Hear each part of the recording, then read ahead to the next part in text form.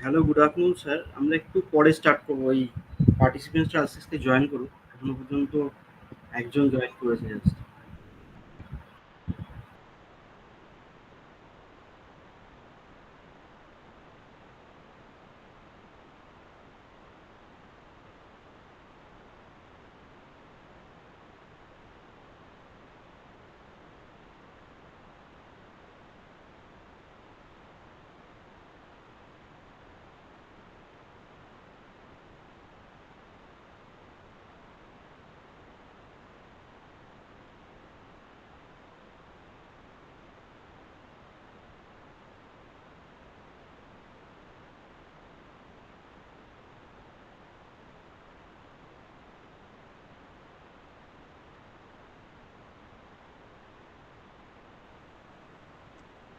Just একটু test করে নাও, আমার ভয়েস কি প্রপার শুনতে পাচ্ছ? হ্যাঁ স্যার, একদম প্রপার স্যার। ঠিক আছে, okay, thank you.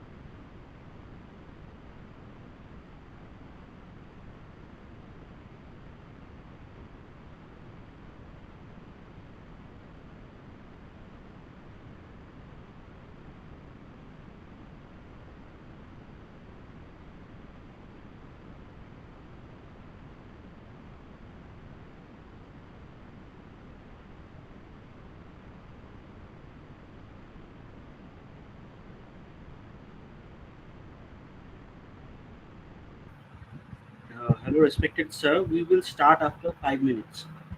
We have seen participants have started joining, so we'll just start after 5 minutes.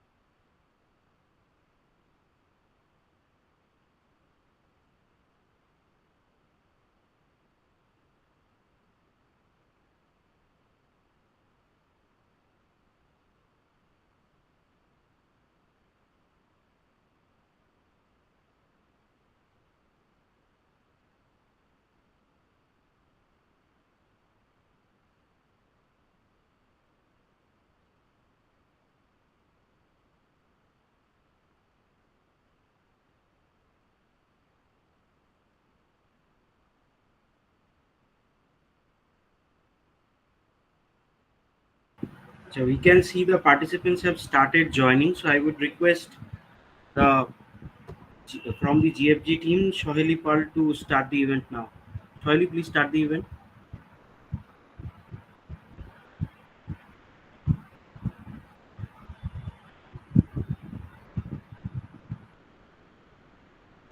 Yes, sir.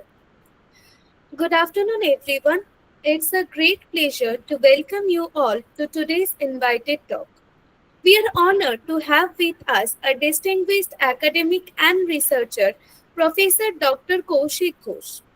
Dr. Ghosh is an assistant professor of mathematics at the University of Bardhaman with a background in applied mathematics and astrophysics from the University of Calcutta.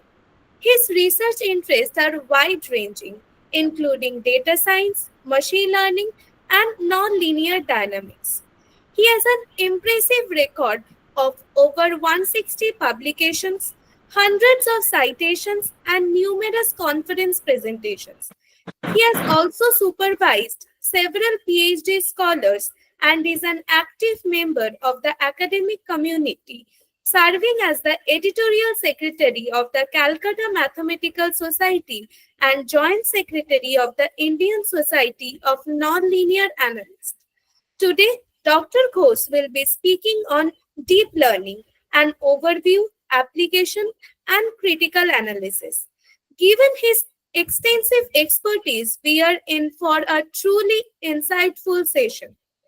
Please join me in giving a very warm welcome to Professor Dr. Kaushik Ghosh to begin the session. Over to you, sir. You can start now. So, thank you so much, Sahili, for your wonderful introduction. And I must thank and, of course, pay my deep acknowledgement to Dr. Anirban Ganguly and his entire team for organizing such a wonderful event. And, of course, I must thank them for inviting me to share my little knowledge over this platform. So, without any wasting further time, let me start. And please confirm that first, whether my sound is voice is coming properly to all of you or not. And secondly, I will be, of course, sharing my slides, and please confirm that whether it has appeared properly or not. So, are you getting my Yes, sound sir, properly? you are perfectly audible. Thanks. So, let's start then.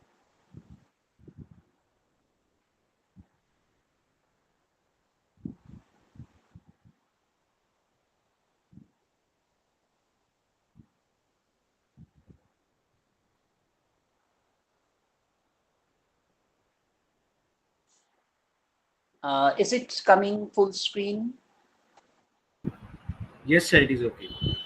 Okay, fine. Thank you so much. So let me start then. As you have seen that this was actually publicized with this way that this will be the topic, deep learning and overview applications and critical analysis. So you can find out there are three different themes clubbed together in my particular topic heading that should be overview that we will try to just provide here certain ideas because you know that within this short period of time the entire vast applications and the entire methodologies of these deep learning cannot be, of course, said.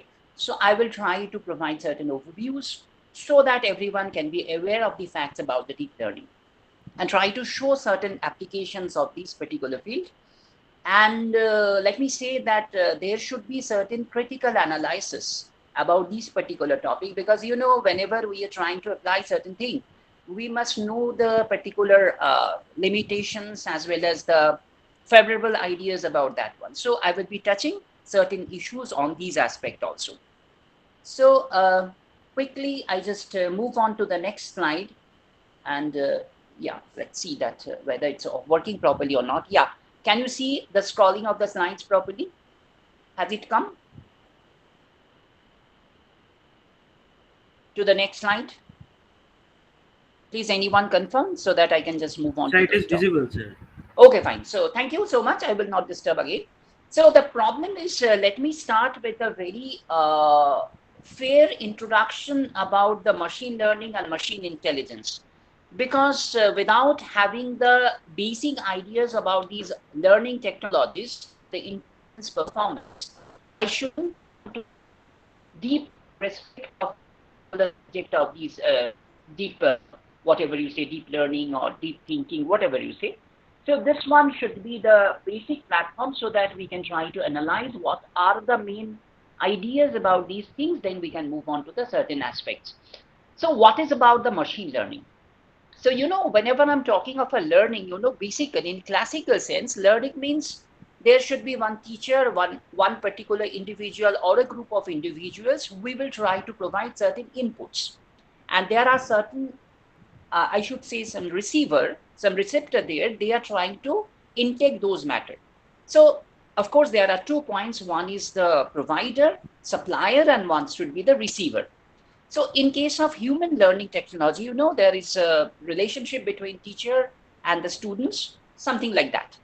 So when I talk about the idea of the machine learning, we should understand there are certain human beings there who are actually providing the ideas and certain inputs, and who are receiving the facts. The machines are receiving those particular facts and the particular information. So this is all about the machine learning, but only to provide that one only in a sense of a sequence of input and output. That may not be always a learning. So learning should be like that, that the machine should actually get certain information, and on the basis of that one, it can perform like this way. So it means classically we can say about the definition of machine learning as it is a group of techniques used by data scientists that allow the computers, may not be always computers, maybe any particular e-device, and that can learn from the data preferably. So whenever I'm talking of these subject of machine learning, you must remember there should be 2 important objectives of that one. So the first one that we can suggest that it is about the estimation or forecasting.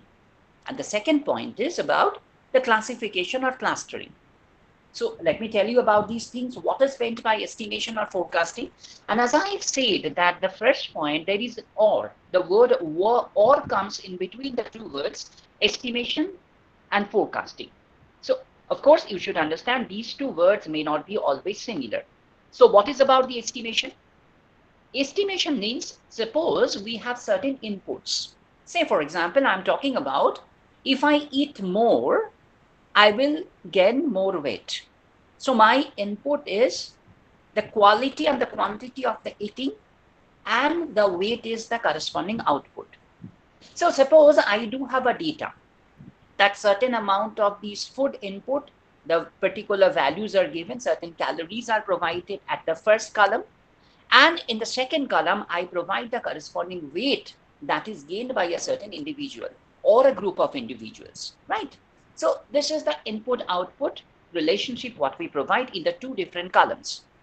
Now the problem is, let me actually try to make the computer learn from these data, so that if I can provide one particular value of this calorie intake from a particular individual, then I will try to guess what is the corresponding weight of that particular person.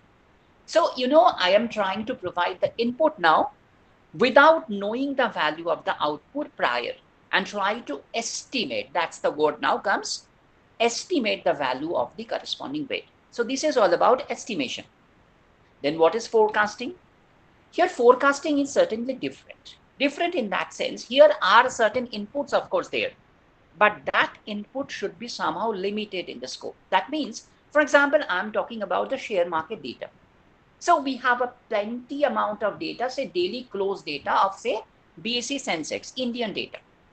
Now I'm talking about if I provide, say, last 2 years daily data, and then I ask you the question, what can be the possible results in the coming 15 or 10 days or something like that?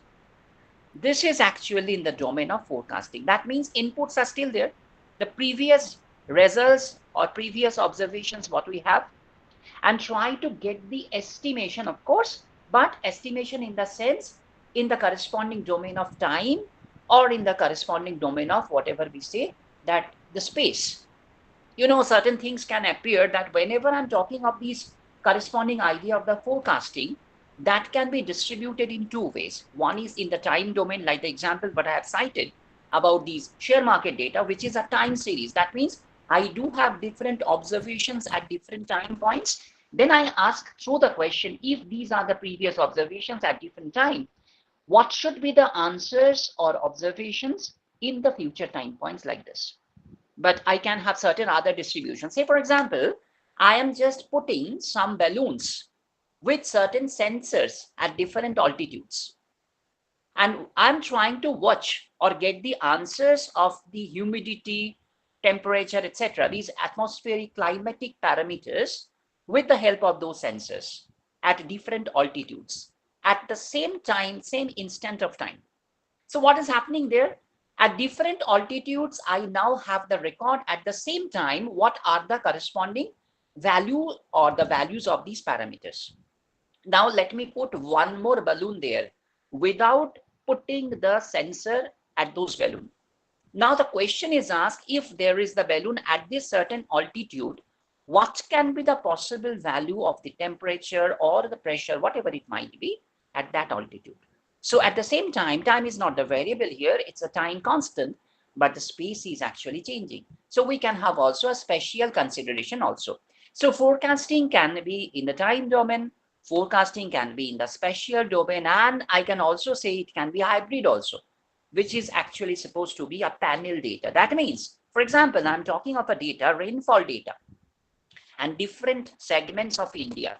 Say, let me divide, there are certain climatological or meteorological domains in India, and I divide India into 10 different meteorological domains.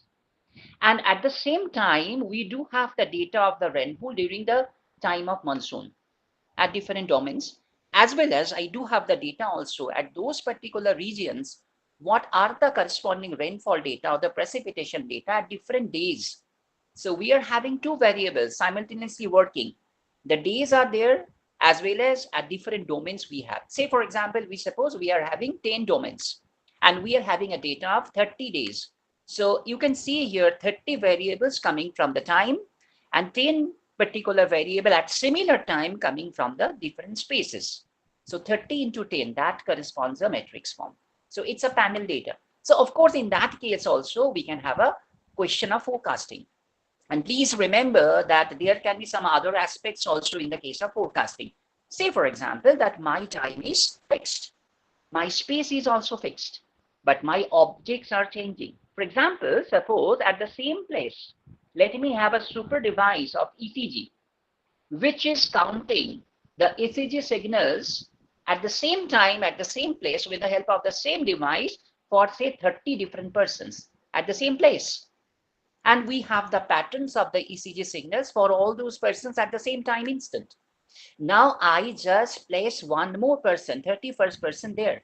And without having the idea of the particular device, with some known parameters, let me try to understand what can be the possible pattern of the ECG for that 31st person.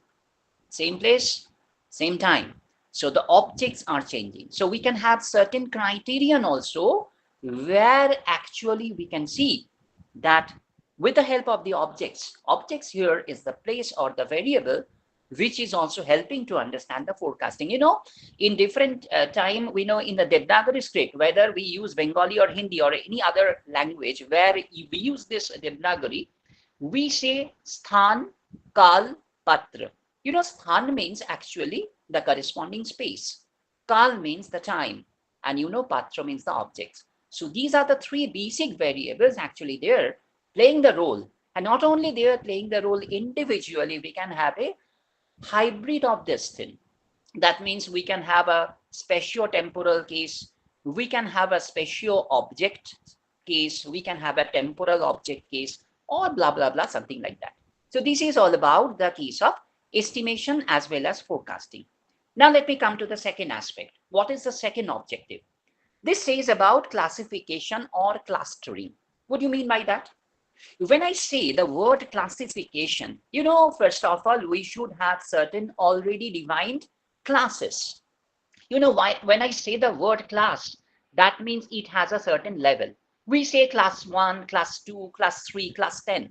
These standards in a school, even class 11, class 12, in the college also, we say semester 1, semester 2. That means we are leveling them in this way.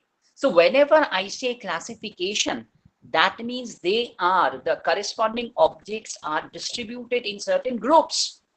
These groups are already labeled. So this is the corresponding idea of classification. So we will use the machine learning technique there in this particular aspect, where we have already certain labeled groups.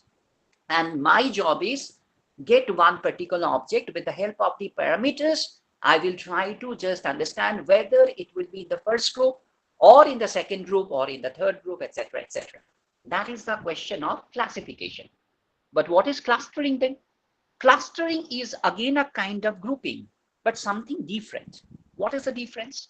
Let me suppose that's a very simple example.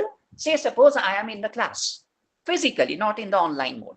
And suppose some students are sitting before me. Of course, it happens in the college auditorium, every time. So what happens that as a teacher, I can find out that before me, the students are sitting in certain patterns. That means I can simply find out in the first bench, we are having a less number of students. In the second or third benches, more number of students are actually gathered. And in the last few benches, we can see certain groups are created in between. So how this particular groups are created? Naturally, because some of the particular classmates, they are close enough. So that should be a natural tendency to sit together. And that is, of course, a natural thing. So now I am being instructed to try to form, with the help of these patterns, what I can view, to try to form certain groups of these particular pupils there. So that, say, suppose I want to have, say, 4 different groups, so that all these particular students can be actually grouped in one of the groups. And that should be some unique arrangement.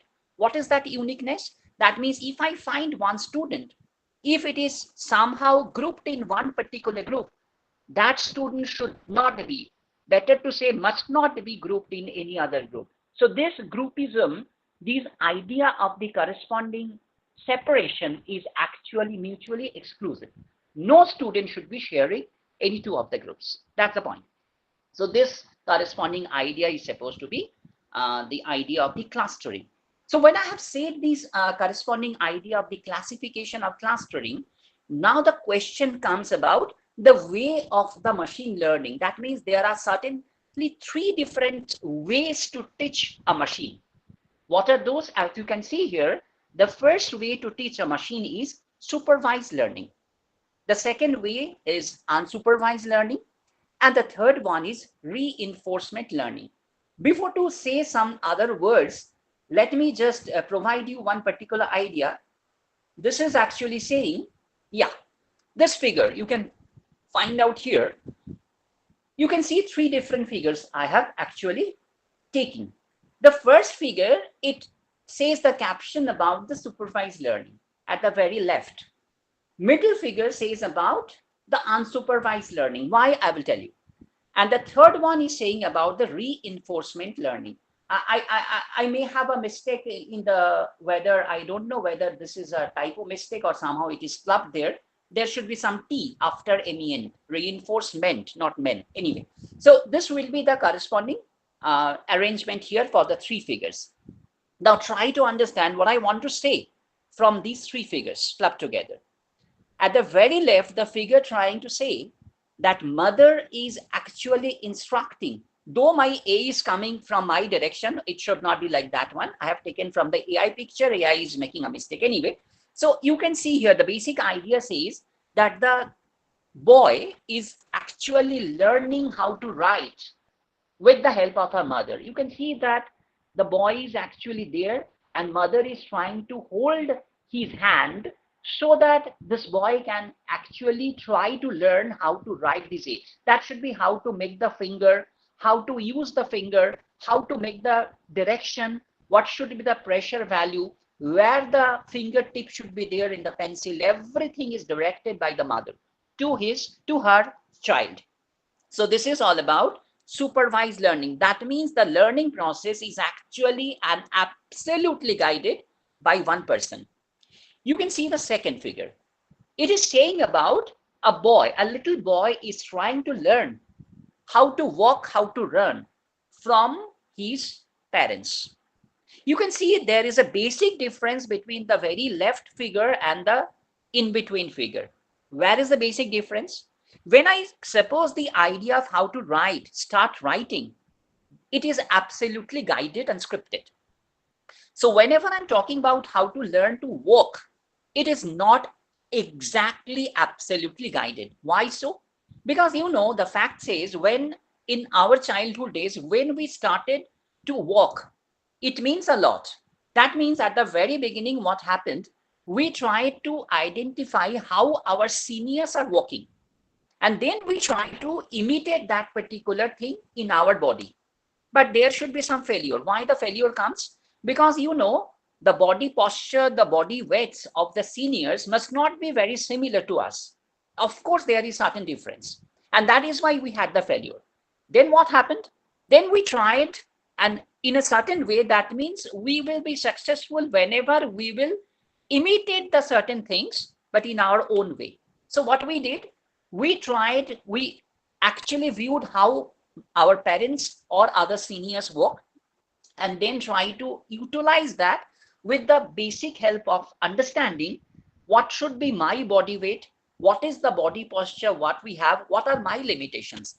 Because my level strength of my muscles should not be exactly stronger or something similar to my parents. Of course, that should be weak one. So we tried, and finally we got the success. This is all about unsupervised learning. That means there is something. A mathematics is there scripted. We are following that mathematics, but absolutely we are not following entirely that one. We are making the help of that one and using it in our own way. The third point, which you can see at the very right side, this is saying about the story of reinforcement learning. What is exactly that one? Suppose in our childhood days, you can see that the father is actually giving some food to her daughter.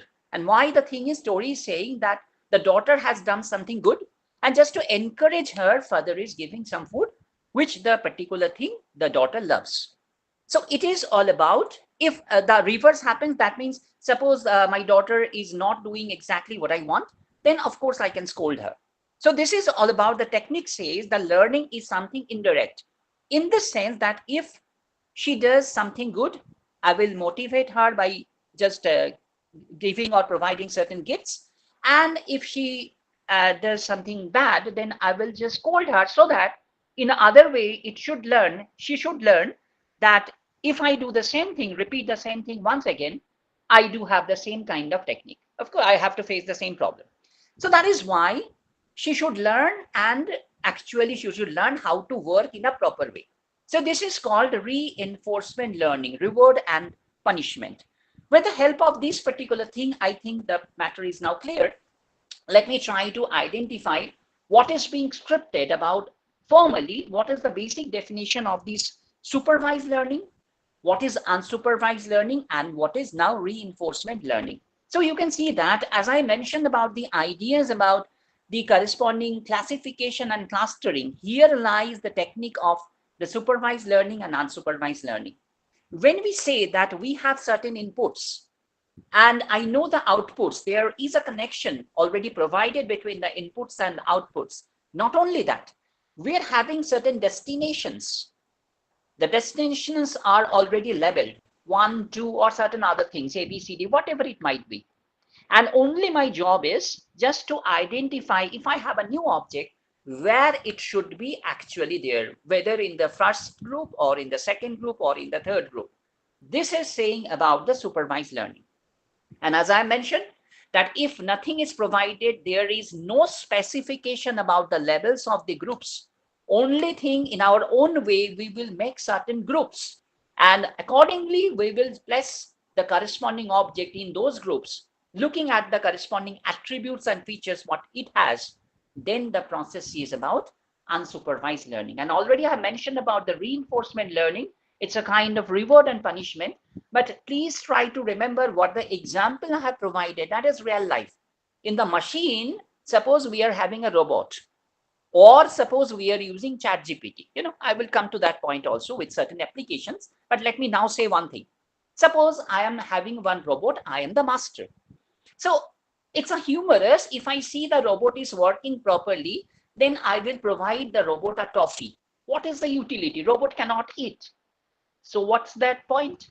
Similarly, if the robot is actually not functioning properly, then I will scold the robot. So what is that? What the utility? Because robot will not understand perhaps. If I scold, it should not have any reaction. So what can be the reward there and what can be the punishment there? There can be certain electronic input. If I can see that the corresponding robot is functioning properly, I can just give a positive input to that robot so that it can accelerate somehow. Of course, that should be controlled. Okay. And the other way, if I see the robot is not functioning, it's going a different direction. Suppose a robot is working as a service individual in a hotel or in a restaurant. And suppose the robot, it is being instructed to go to table 2. And I can find out it is going to table 3 or table 4 direction. So of course, there should be some deceleration. And just to stop by that way, I just put a impulse, negative impulse to the robot so that robot will understand I have to stop somehow.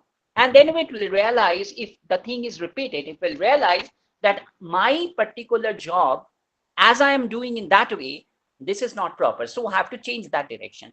This is a reverse way of learning, and somehow, in certain cases, we have to implement the corresponding hybridization of the supervised or unsupervised learning and the reinforcement learning also. As I've said in the robotics, even in the case of generative pre-trained transformers or in the large language models, we have to actually adopt these particular ideas of these reinforcement learning. That is the main point what I want to say here.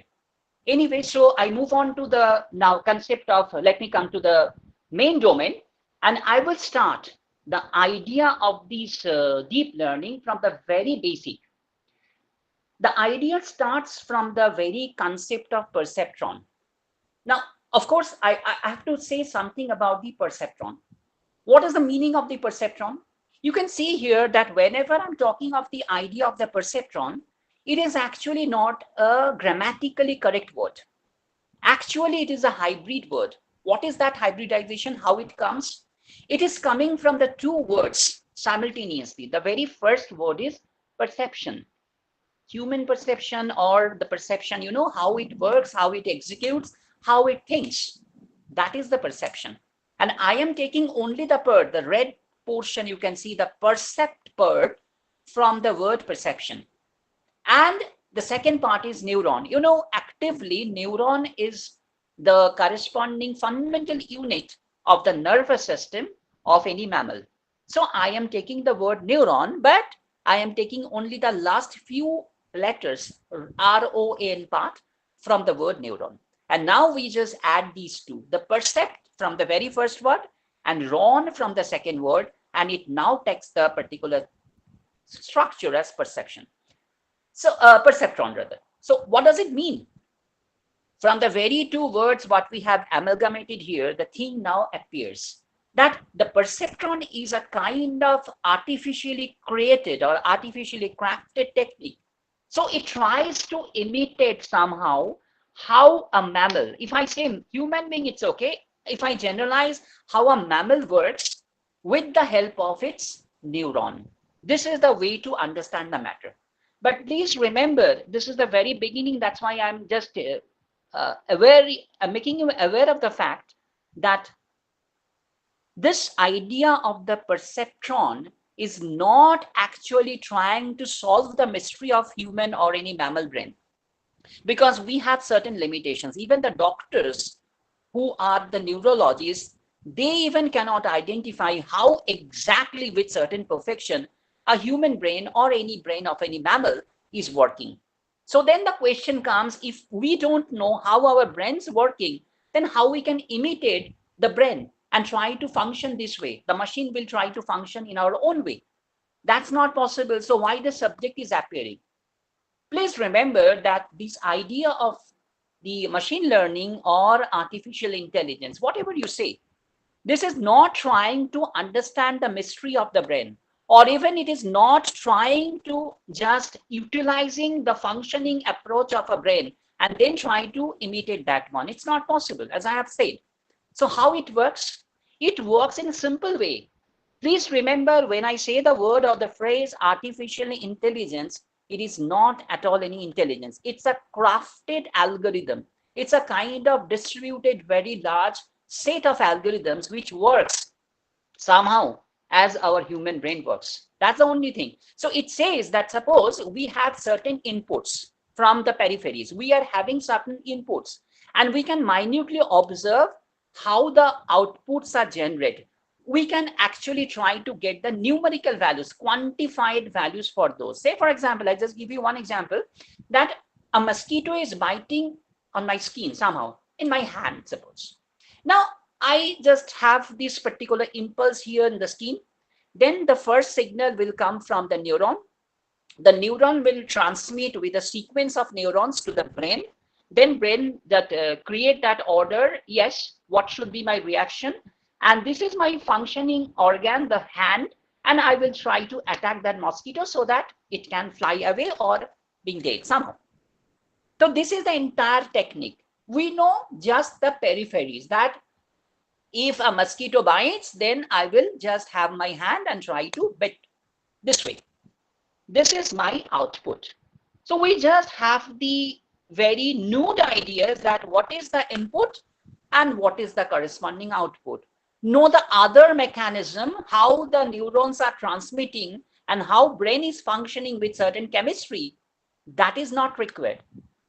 Yeah, it may be required if I want to be perfect, but here with this help of mathematics, it's not required. Only the output, only the input. What is the action? What is the reaction?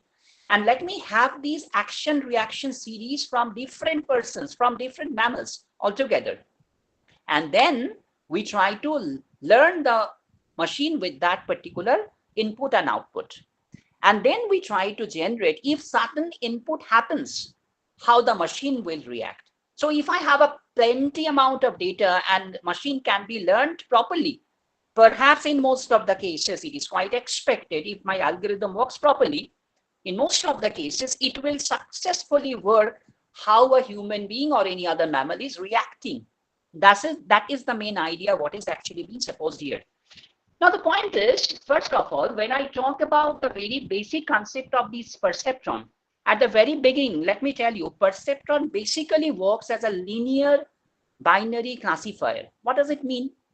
Linear, firstly, it means that I am having certain inputs, as I mentioned. These inputs are now functioned as a linear kind of combination. Certain weight functions, of course, I will show. Certain weight functions, I assume, and make a linear combination of these particular inputs. So first of all, we must understand when I'm talking about the idea of the perceptron, it is a linear system, a linear structure. And it's a binary classifier at the very beginning. Of course, I can make it multi-classifier, but at the very beginning, it's a binary classifier. It means that we have only two class problems. It's a supervised learning technique, let me tell you, because it is following a proper mathematics and it is being strictly guided by back mathematics at every such steps. Okay. So what is happening there? We are using a linear process in the case of a perceptron, and it's a binary classifier. That means only two classes are provided, say class 1 and class 2. So the simple technique is if I see that some particular objects is not in class 1, it should be in class 2 or vice versa. That is the main thing. Now, the case is, as I've already mentioned about the linearity and binary classifiers, let me not read these particular sentences. You can just go through. I am coming to the ideas, what are the main components of these perceptron? You can see there are 4 components I have written, and I will be coming to the figure of that one. The very first thing is input values or the input layer. That means at the very beginning from the left, if I start, how many input values are there? These are supposed to be variables. Okay. If I suppose that I just want to have something, and then I will try to identify, if I do this work, what are the main sources when I will do this work? Let me have a reverse question. Answer, I know that I will be joyful. Suppose I am just smiling. Let me think in that way. Suppose I want to make a robot smile, a device Android to smile.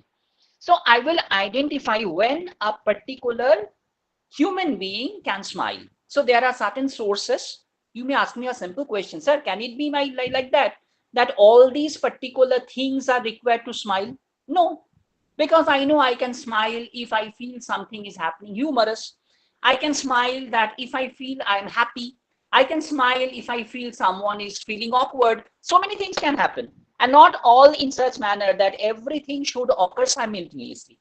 Then you may ask me, sir, you were saying different number of inputs are there, and you are taking all these inputs together, have a linear combination, then trying to identify. Yes, if I feel that only out of say 10 different sources or reasons are there to smile, make me smile, it may happen that only one point is occurring. So I will put weight function to that one, and I will put zero weight functions to all the other. If I see two of them are working, so I will put two different weight functions there and put zero to everything. If I feel all the things are working simultaneously to make me happy, to make me just smile, then of course I should have certain weight functions to all these particular inputs. So everything can happen. Then we have to identify from these particular observations which are working at the corresponding weight. That means the priority. Weights are giving me the priorities, which one is the maximum one, which one is having a minimum value, which one is coming in between. So the weight functions are associated just to prioritize the corresponding causes. I think everyone can understand. The second point is about the weights and bias, as I have said. These weights, the corresponding W's will work in the second level, and there is a bias. Bias means without the presence of any input, what is my initial position? If I can feel that a human being, if he or she is a sage-like structure, every time he or she can feel I'm happy. Or somehow there is a person who is quite depressed. Every time he or she feels I'm quite dejected. So there is some initial platform of value in absence of any parameter. If someone is happy, always, spontaneously, naturally, then without any presence of any periphery, he or she can have some positive impact of the smile or something else. Otherwise, if the person is dejected always, naturally, so I will have a negative value to that one. So bias is actually trying to understand in absence of any particular input or the corresponding action rather, what is the basic sense? It can be zero, of course. That means nothing. It can be even non-zero. It can be positive. As I said, it can be negative. So in absence of the corresponding inputs, where actually the object is at the initial level, we have to identify with the help of the bias. Then comes the net sum. We have to sum it up, the corresponding values, weight functions, and the corresponding x, that is the inputs, and with the bias, let me have the sum.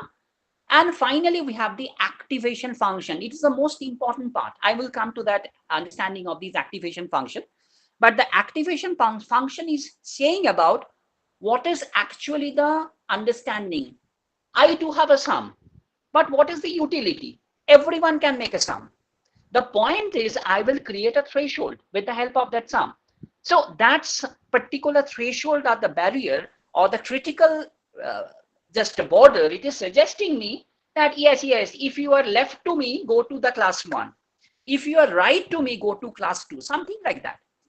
This is purely my imagination, the activation function. Then again, the question comes, this is very debatable somehow, that if I imagine what is my activation, then my imagination can be different from any other person. Suppose I am feeling if the sum is greater than 50, I will just make that particular object go to class 1. If the sum is less than 50, I will just make it go to class 2. Someone is saying it's rubbish. If it is greater than 25, I will just make it in class 1. If it is less than 25, I will make it class 2. But I will say both of you are rubbish, because your imagination is giving you certain values of the W's. Some others' imagination is giving the other person certain values of W's. Both are correct somehow, because W's are not important. What should I do with the W? W I have created, I will just make it. I can perish them also. The point is, with the help of those W's, I will now try to understand, try to decide if a new particular action comes, how the reaction or the output should be. So accordingly, we'll find out who is actually saying that greater than 50 in class 1, less than 50 in class 2. Yes, with the help of the W's, what he or she is acquiring, a certain input is provided with those W's, it will be found that this is going to class 1. Similarly, any other person with other choice of this threshold, say less than 100 or greater than 100, that choice, it will have some other W's, but with the help of those W's, the decision, that means it is going to class 1 once again for that person also. Of course, it shouldn't provide 100% accuracy, because I do have 100 people. Suppose there, here we have, say, some 80, 90 people who are actually viewing this. Say I am just giving you a project, everyone should have the same thing.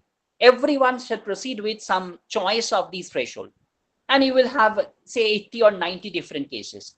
And you will astonish to find out with the different choices of this threshold and different results of W you are getting, most of you are getting the same answer, because that's the beauty. This is the self-correction method what we have here. Let me come to the point. So what is the artificial neural network now? I will come to the deep learning after this. What is the artificial neural network here? It is, as we know, in case of mammals, neuron is the fundamental unit. And if I have a chain of all the neurons, that creates the natural neural network. So in other way, if I suppose perceptron here is the corresponding fundamental unit for these artificial technique, then let me have a series of the perceptrons with certain layers, and that corresponding network should provide me the idea of the artificial neural network. So what we can say here, the artificial neural network is an interconnected system of perceptrons. And, this is the figure what we have. As I have said already, this is the figure what we can actually propose. At the very left, you can see certain circles are there with the indigo colors. And you can see at the very top, I have created just constant 1. And after that, the variables appear like x1, x2, xn. So I suppose there are n number of inputs provided. And what is the 1? 1 is a dummy constant, because it's a balance creating. In the second layer, you can see W's are there. For example, W0 is the bias. W1 is the weight associated with x1, the very first input. W2 is the weight associated with x2, and so on. Xn with Wn. So we have a corresponding network like this. And as we have to maintain the multiplication W1 into x1 plus W2 into x2, etc., that is why the bias term W0 is just to make a symmetry. I just multiply this with 1. 1 is a constant. W0 is having no other variable attached to that one. Only the constant 1 is working here. So you can see it is working fundamentally in absence of all such inputs. That's the point, as I mentioned already. Now you can see at the third pink colored layer is a big sum, sigma. It is giving you the weighted sum finally, that is the W0 plus W1 x1 up to Wn xn. And finally, you can see the step function appears, the activation function, which is saying here somehow that it is giving you the idea, the decision level, that if this is the value, if I select a threshold there, the sum is greater than or something less than equal to this, then I will make it in the class this, or something else, then I will make it in the class, etc., etc. This way we can make the output. So let us have some other descriptions also. As I have already mentioned, that just take this simple example. Let me just have one simple case, that I suppose that if this x, what is this x? I have taken this x as the sum of these w's and the corresponding x, which is saying that x is equal to W0 plus W1 x1 up to Wn xn. So I will first make what is the sum of these x with the choices of these w's and what are the values provided for the input x. Okay.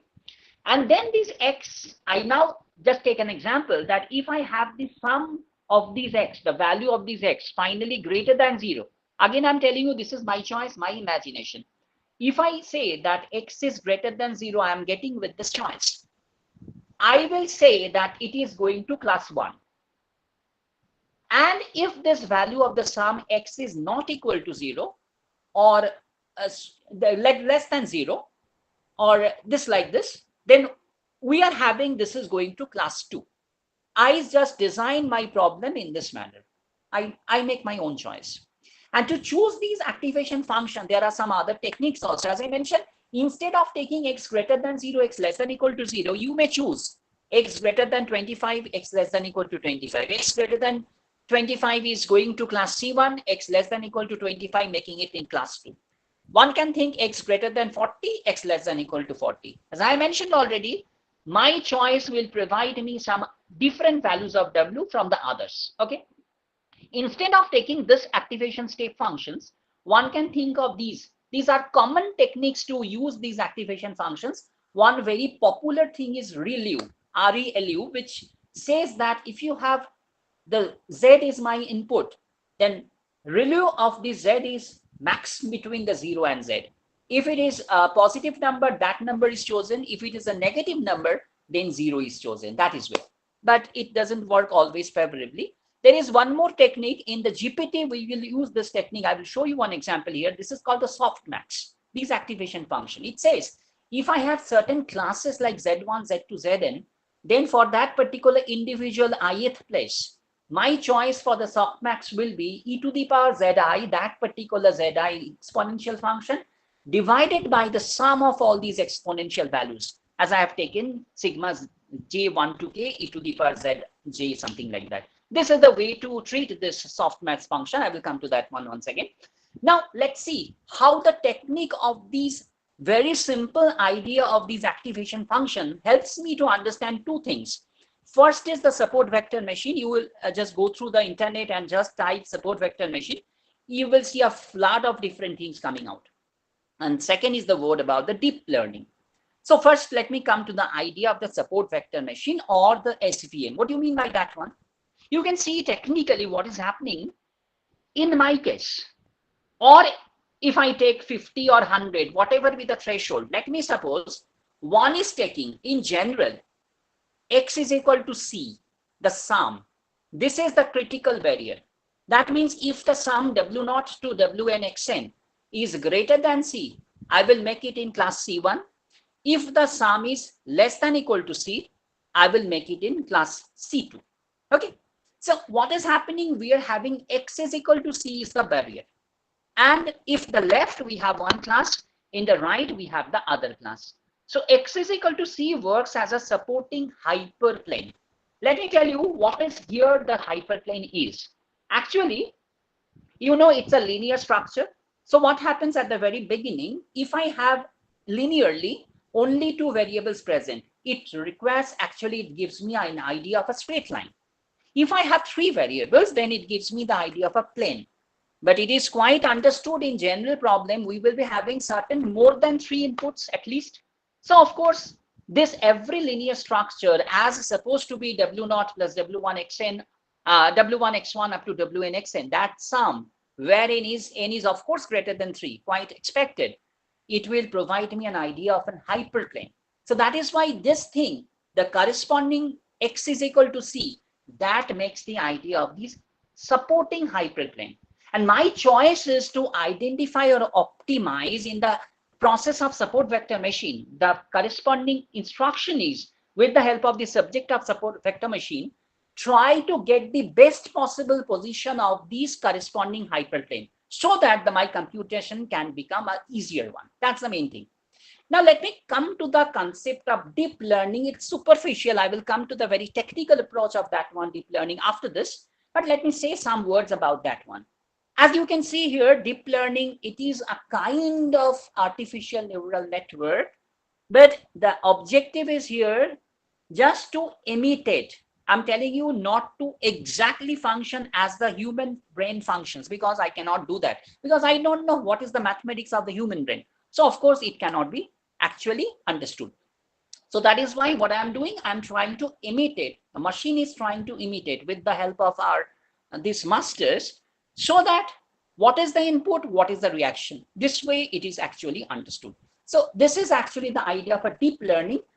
Deep is here, we are making learning quite repeated, and we are using a large network of these corresponding perceptrons. That's the main thing. Deep means here we are using in between so many medium and so many layers. I'm coming to that one. Okay. So now with the help of some simple examples, this is handwritten. Perhaps the thing is quite visible. I'm sorry for that one, because some 2 or 3 slides will be handwritten. After that, we will have the text, quite a typed one. You can see one simple example. What the example is proposing, with the help of a perceptron, we will have a corresponding classification. Now you see that there are 4 different objects provided, and I have taken only 2 corresponding features. You know, features are trying to identify the characteristics of that particular object, so that uniquely, with the help of these feature values provided, I can understand this is the corresponding object. Uniquely we can understand. Anyway, so I can see that there are only 2 features, and they are having some values like +1, -1, 0, etc. It can take these values only. And there are certain 4 objects. You can see the corresponding distribution says this way. The very first object is having the feature 1 value -1 and feature 2 value also -1. The very second object is having the feature 1 value -1 and the feature 2 value +1. Third object is having feature 1 value +1 and the feature 2 value -1. And the fourth one is having both as +1. Also, you can see at the very last column that how they are classified. As I mentioned, it's usually in the general concept. Of course, I can increase or enhance the capability with the help of multiple number of layers taken together, so that a binary classification in intuitive sense can be enhanced to the multiple classification. But let me have the demonstration of the example in the simplest sense, that we have a binary classification problem. So I have taken only 2 classes here, C1 and C2. And you can see the very first 3 objects all are classified in C1. This is given. And the last object with +1 featured values for both, it is now classified in class C2. We have to generate a perceptron model for this. And finally, the question arises, if I provide a throw 5th object with some feature values, what should be the corresponding class of that particular object? We have to identify. So let me exercise how it works in case of a perceptron. See, one thing, we have taken the sum x. You can see at the bottom part, this is W0 plus W1x1 plus W2x2. And I imagine here that if the sum x is greater than 0, then it will belong to class C2. And I imagine if the value of this sum x is less than or equal to 0, it goes to class C1. And as a dummy case, I have created the function fx 1 and 0. 1 says it symbolizes it is in class 2, and 0 says it's symbolizing it is in class C1. Actually, x greater than 0 makes fx1, and x less than or equal to 0 makes the fx0. It is my choice. You can choose it in alternative way. As I mentioned, you will get separate results of the W. But the important point is, let me come to the corresponding. I should confess honestly here, because I should point out, finger out exactly what is the classification, what is actually the scope, and what is the limitation of these particular problem of these perceptron or deep learning or artificial neural network, whatever you want to say. Let's see. I have the model like this. This is my model. You can just identify that we have at the very basic first left-hand side layer 2 inputs x1 and x2 with a dummy constant 1, and the bias is W0 and W1, W2. These are 2 weights associated because only 2 variables I have provided. And the activation function is there. As I have taken, the big sum will be processed through that activation function. Then I will have the corresponding output. Now, at the very first, I do have 4 different patterns or objects. And for each of the patterns, you will see that one particular inequality will come out. How this works, let me demonstrate the matter very simply. See, at the very first case, I have given one pattern, pattern number 1 or object number 1. It is having the first feature value -1 and the second feature value also -1. So as I choose here, x1, the first variable as -1 and x2 as -1 also. And as I know it is in class C1, as per my choice, it says that the sum x should be less than or equal to 0, right? It's the identification of class C1. So what is happening? What is your x? W0 plus W1 x1 plus W2 x2. It is less than or equal to 0 for this particular first number of first item. I put x1 -1 there, x2 -1 there. So what happens? You could see that I am getting minus W1 minus W2 plus W0 less than or equal to 0. I'm putting x1 -1 there, x2 -1. Very simple. Just class 5, 6 level mathematics I want to use here. And so it becomes W0 less than or equal to W1 plus W2. That is the result of the inequality, what I'm getting, what I'm making the shape for the first. Similarly, for the second, I do have the inputs x1 as -1 x2 as plus 1. The feature values are provided to be -1 and +1. And this is still in class C1. So the sum x should be less than or equal to 0 once again.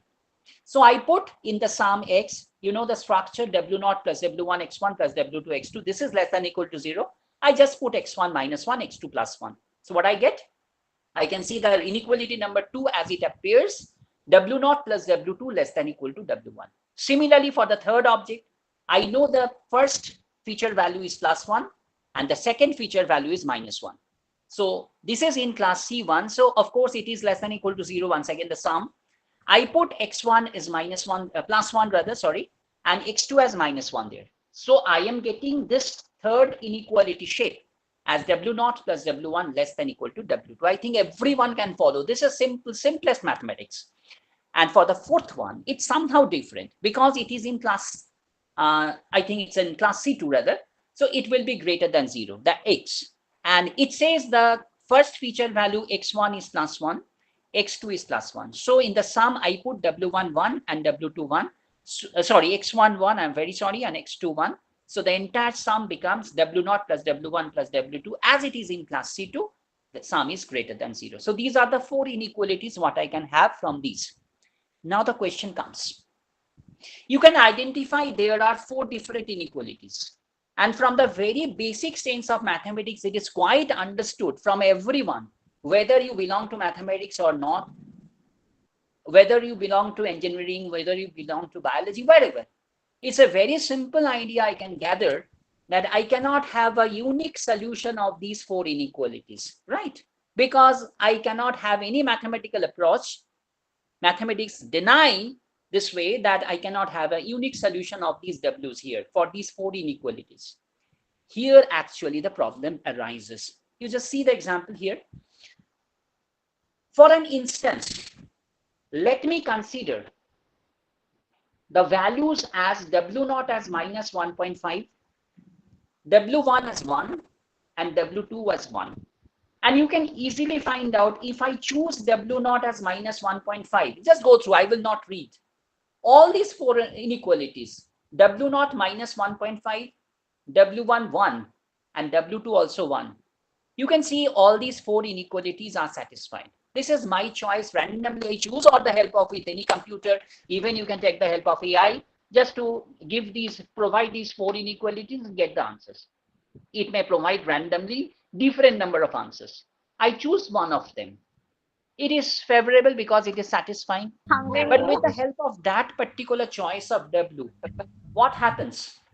Suppose I am throwing a new object, the 5th object, and I suppose the feature 1 value of that object is 0 and feature 2 value of that object is say +1. Okay, so x1 is 0 and x2 is +1. So what is the distribution now for the 5th object? You know, x is W0 plus W1 x1 plus W2 x2.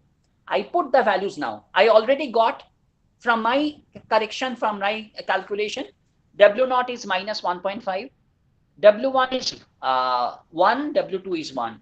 And for this particular object, x1 is 0, x2 is +1. Put all the things together, you can see I'm getting the answer as -0.5.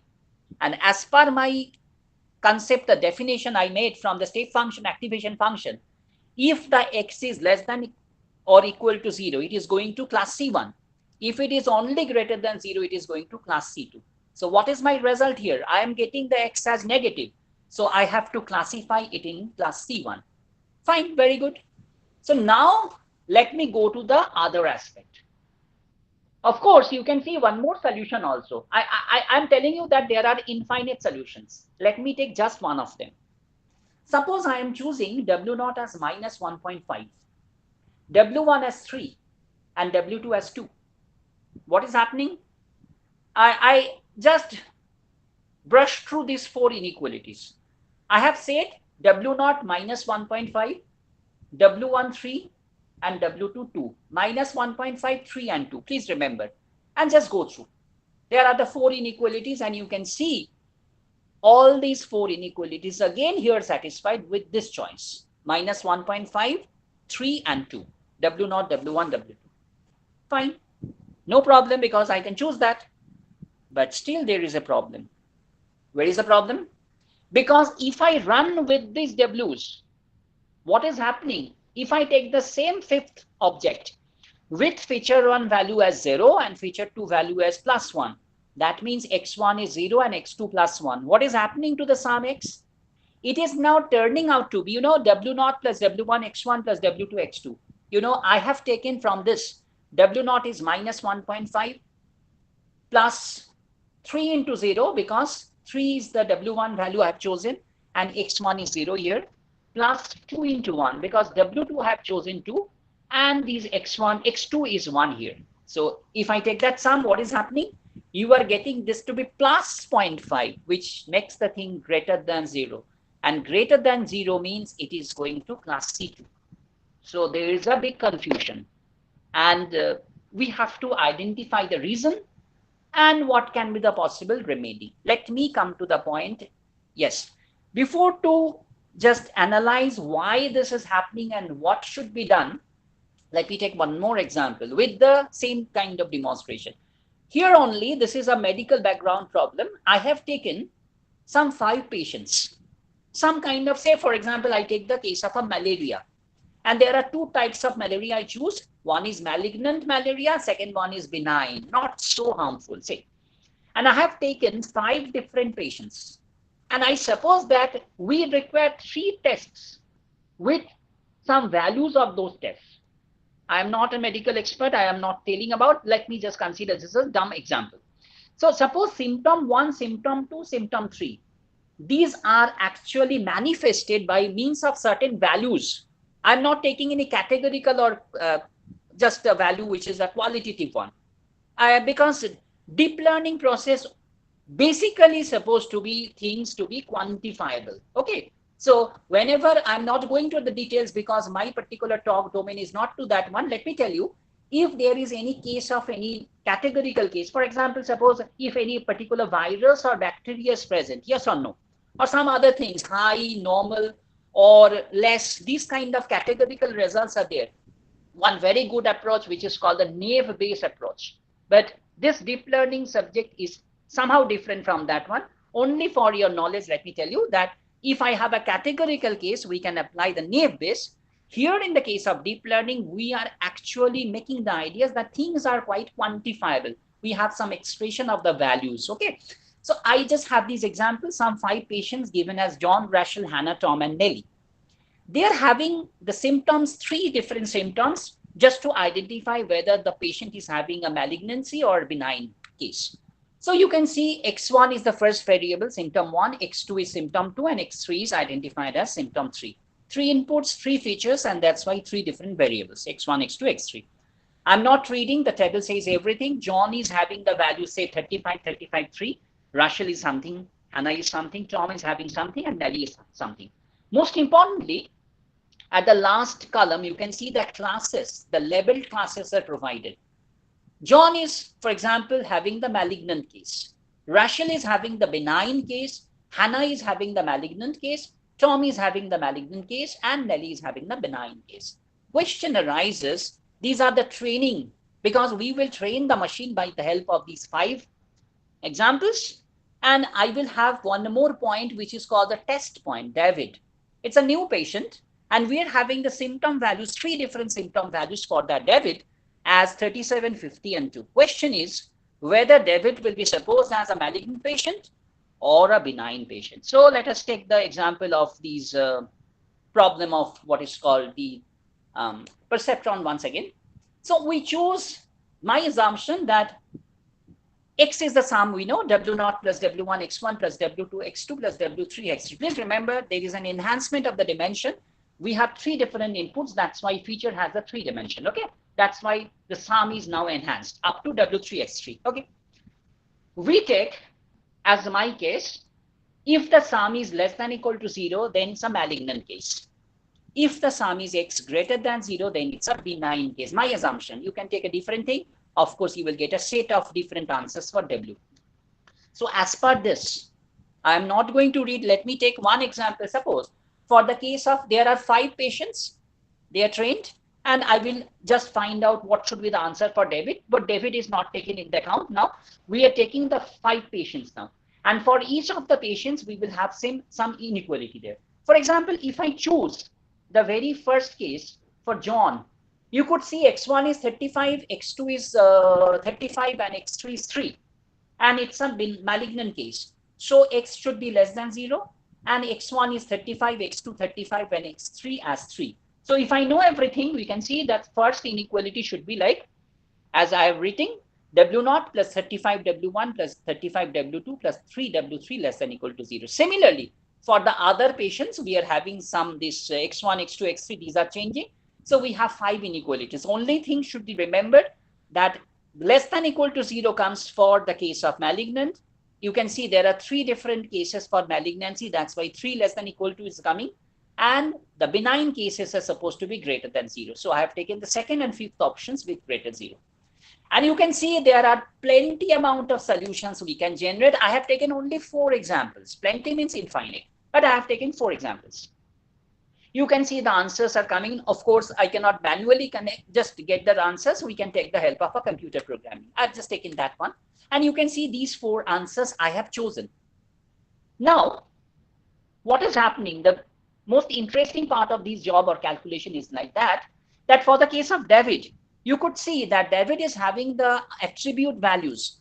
First symptom is 37x1, second is x2 as 50, and third one is x3 2. So what I will do, classically, I will just maintain that one. I will take every such example. Say, for example, that my first answer I got minus 83, minus 3, 1, and 50. That means W0 is minus 83, W1 is minus 3, W2 is 1, and W3 is 50. So I just go with these Ws and put every time x1 37, x2 50, and x3 2. So let me operate the things here. You can see what is the actual problem.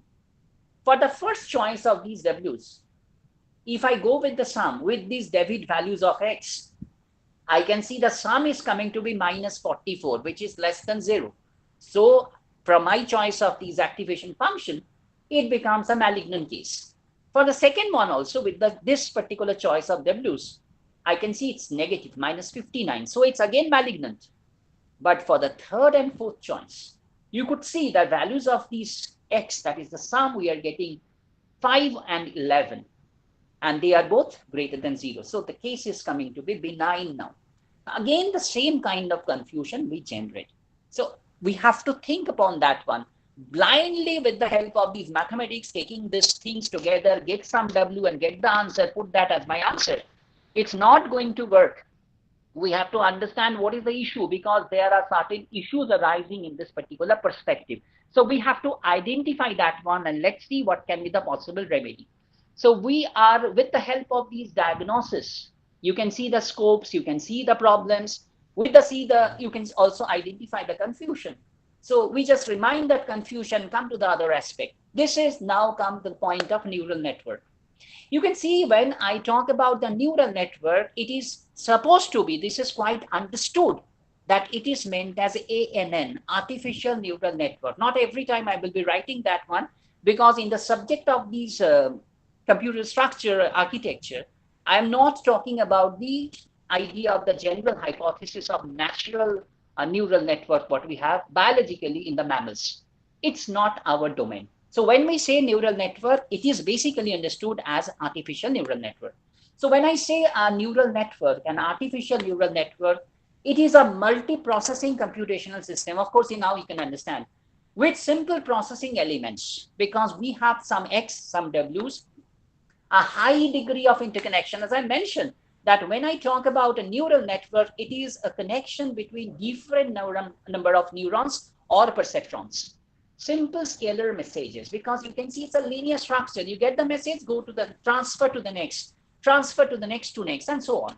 An adaptive interaction between elements. I will come to that one, the fourth point. Let me just describe what is the limitation now.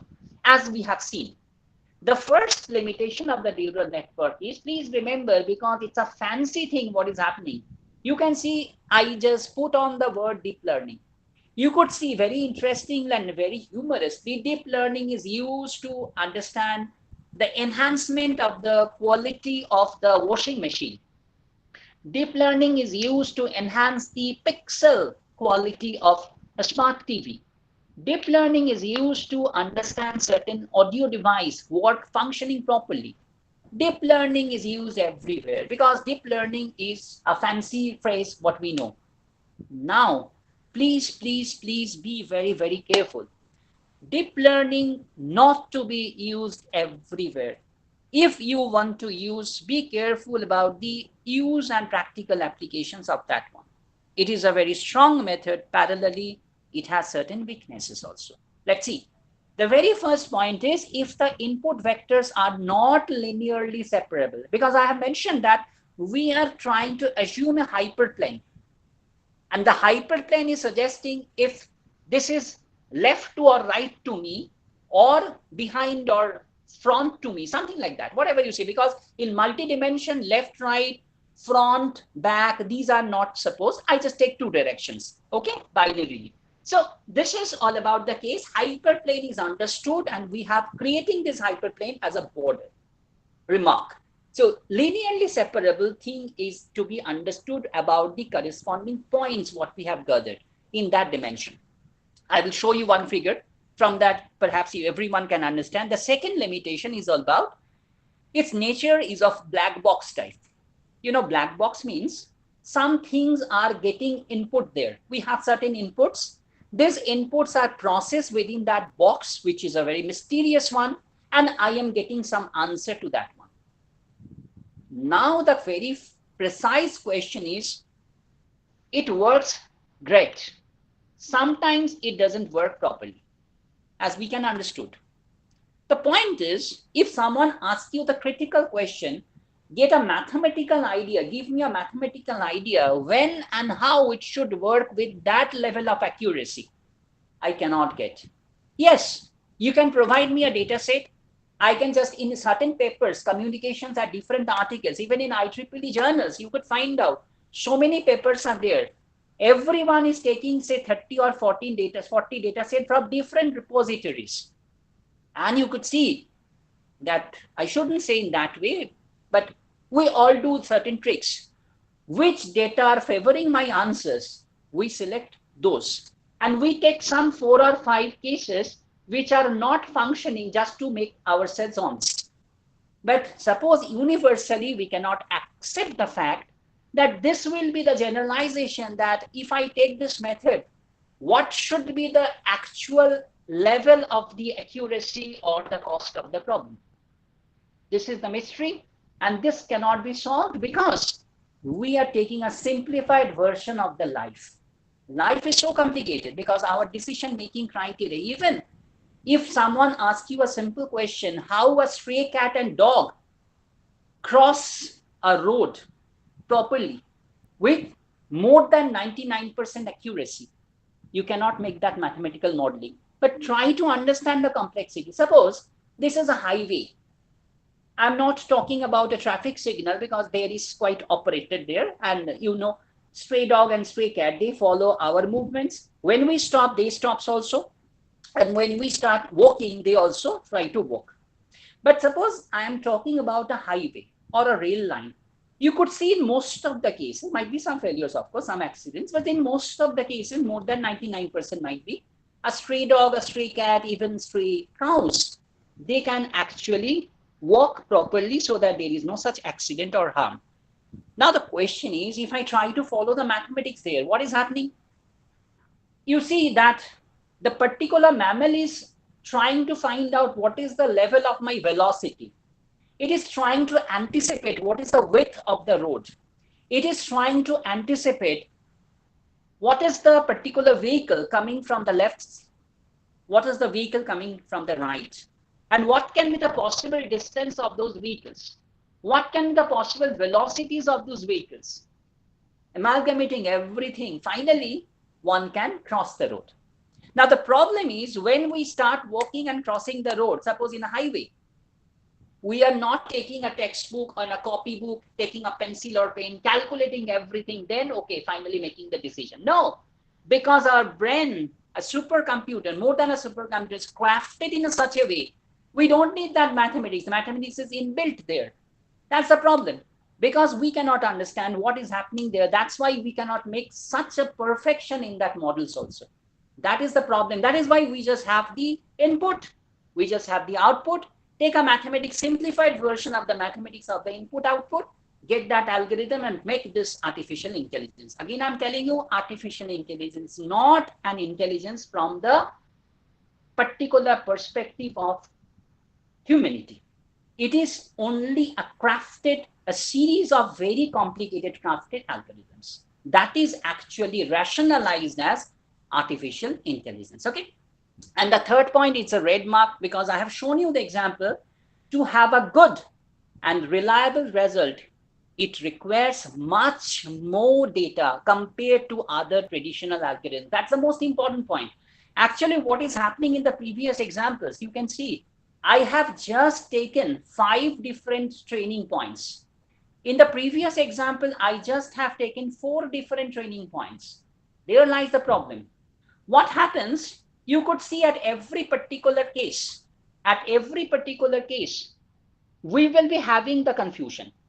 Because what is happening, we cannot generate a unique solution of the W's because certain inequalities will appear. But what we can do, we can make it more certain. How? Suppose instead of taking 4 or 5 objects, if I take say hundreds number of objects, there should be again different number of inequalities appearing from each of the objects. Say, suppose I am taking 500 different objects. So I will be having 500 different inequalities. So what can happen?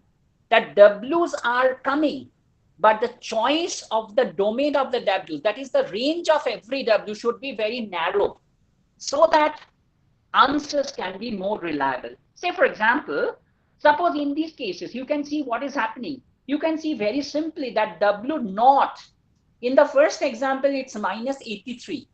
In the second, it's 13. Wild. In third, 300 in the third case, 420 in the fourth case. So it's a drastic change. And even for the other W's also. But whenever we are making such a long series of the data, you could find out every W's are somehow actually gathered within a very narrow range so that this problem and oscillation may be somehow minimized. And then we can have some reliable answers from that one. That is the most important point whenever we are using the artificial neural network. Please remember that one. Don't make it fancy level application that every time just have a small data set, apply that one, get the answer. You could see that what the answer you get might not be exactly correct. Even we cannot understand whether these answer can be correct or not because the correct or incorrect is a vague word in this case. Okay. See here, as I mentioned about the idea of the linear separability, you can see the 2 different diagrams which is depicting the idea. In the very last, this left hand side, there is one line. The line may not be line, it is an intersection. It is a hyperplane. You can see the blue marks and the red marks. These are the 2 different classes arrangement. And quite, you can see they are quite separated by this particular linear structure, the hyperplane. In this particular case, you can apply this method of the artificial neural network. But in the second figure at the right hand side, you could see that the blue and the red, these 2 different objects, which should be classified into 2 different classes, they are somehow mixed. Yes, of course, the quite ideal case I have taken at the left hand side. It may not happen always. Some of their mixed things can appear, but that should be somehow negligible. But in this particular right hand side picture, we cannot determine any such hyperplane so that things can be beautifully, we can arrange them into separate ways. That is why, please remember that this kind of big mixture, in those cases, please don't apply the case of artificial neural network. But yes, you can apply looking at this particular structure. Yes, there is a problem because every time we cannot create the structure. If it is maximum up to 3 dimension, perhaps, we can generate the structure of the particular position of the points in the computer graphics. But suppose we have 20 or 30 or even more than that number of features present. How would we generate the figure for that one? So we cannot assume what is happening to the points. How these are actually their position at the space, because I can imagine the space up to 3 dimensions, not more than that. Mathematically we can assume, but we cannot actually visualize the matter. And that is why the problem lies if we have a multiple number of features, the dimension is more than 3. The problem is exactly there. We cannot have the figure of that one so that we can identify what is at the picture, how they are actually separated. This is the problem. So we can see that when we have a kind of linear separation, if things are visualized properly, then we can apply somehow this technique. Otherwise, please don't apply this one because it will give you some answer, but that answer may not be a reliable one. Please remember. So this is the architect what we have for the case of neural network. Now I'm coming to the process mathematically, the architecture of the neural network. See here, the thing is, I am creating different number of layers in between in case of a neural network. At the very last, at the very left hand side, we have the inputs. Might be say 1, x1, x2. Okay, I take only two variables, say. Then we create some other variable. See, I just have one output as y, the pink color at the one circle at the very right. But in between, let us suppose from these x1, x2, we generate some y1s, y2s, etc., and some z1, z2, z3.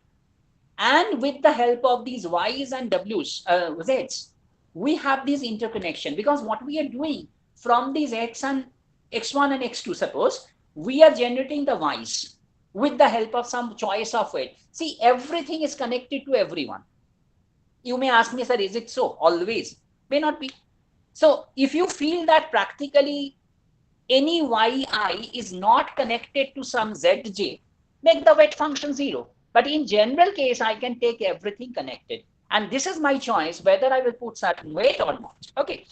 Minus weight means it is having a negative influence. Plus weight means it is having a positive impact. Zero weight means it is not connected to each other, right? This is the simple way to understand the problem. So what we are doing, we are creating this different number of layers in between to identify the same Z or same Y, rather, this way. Now the question arises, what is the utility? This is a very practical, but still it's a very fancy and very artificial crafting. Because we have some X, we have some Y, we can see we have to generate the answer. Why not the simplified version of the layer? Why we are generating certain layers in between and telling them hidden layers? See here, the utility is here. Just to take one simple example that I have taken, you can see one girl is actually revising the corresponding textbooks before her exam. So revising is actually the process of these layers, two layers learning. Actually, if I just read once the textbooks, might be I'm missing something, might be I'm forgetting something, might be the corresponding significance and objectives, what can be generated from these particular text lines, I may not understand or comprehend properly. When I read it for the second time, I can now just fulfill the certain gaps. When I read it for the third time, I again can enhance the corresponding capability of the learning. So more number of visions and revisions actually making the corresponding learning more enhanced. So see, this thing is captured in the process of your hidden layers also. Only one shot of learning, because you know there is a very, very crafted limitation in the neural network problem, because if I have a less number of objects present, might be the results are quite haphazard and quite uncertain and quite unreliable. That is why betterment can be approached or understood if I make a more trafficking of the in-between learning, revising the things properly, so that somehow with the help of minimum number of points, perhaps we can make the results more reliable and more comprehensive. So there lies the idea of the shallow learning and deep learning. When I say the word shallow learning, it means I am taking number of hidden layers less. I'm telling you what is that less. And when I take sufficiently large number of these hidden layers, I can suppose this, the way of this particular learning approach is a deep learning. Now the question arises, how many number of hidden layers corresponds to a shallow learning? Exactly how many number of these hidden layers corresponds to a deep learning? My answer is I cannot say, because it depends on the corresponding idea of what is actually the capacity of the computing device, maybe your computer. Suppose I am sitting here with a very primitive laptop and I'm using my hidden layer. Say I'm using only 7 hidden layers and I can see my answer is coming taking say 3 or 4 hours. And I'm quite disturbed because my guide or some other senior or any other person or my collaborator is needing the answer by 5 or 10 minutes or by 1 hour. So of course that is no need. But instead of that one, if I have a supercomputer, I can take 20 or 30 hidden layers, maybe more, and I can generate my answer very quickly within that certain time or maybe less than that time. So it depends on the capacity of the computing device, the time what you essentially require, and some other constraints also. Some other constraints you can generate. So on the basis of the different constraints practically arising and the limitation of this computing device, we can understand what is according to that particular peripheral argument is my shallow learning and what is my deep learning. There cannot be rather any particular comprehensive threshold or the critical remark. It is shallow, it is now deep. Because 5 or 6 years back, someone is arguing that this is now my deep learning. I can now tell that this is a shallow learning because time has actually moved on, passed on. We are having some advanced techniques now. So what was supposed to be deep, nowadays it can be treated as shallow. So it is quite relative. I think one can understand that one is very easily. So let me talk about, of course, I will try to provide some ideas about these 4 different things. And I will just consider very simple example of GPT at the 4th level. So there can be different utilities and different ideas of the neural networks. The first one is called the recurrent neural network or RNN. Actually, this is a sequential data maintaining internal memory storage internal structure. And what it actually does perhaps in natural language processing, suppose whenever I am trying to understand that what should be, suppose I am talking about, say I am saying something in Bengali, say I am saying that Ami Jabu. So I will just translate this in English, I will go. If I say Ami Shekhane Jabo, in English I will translate this as I will go there. But try to follow my sequence.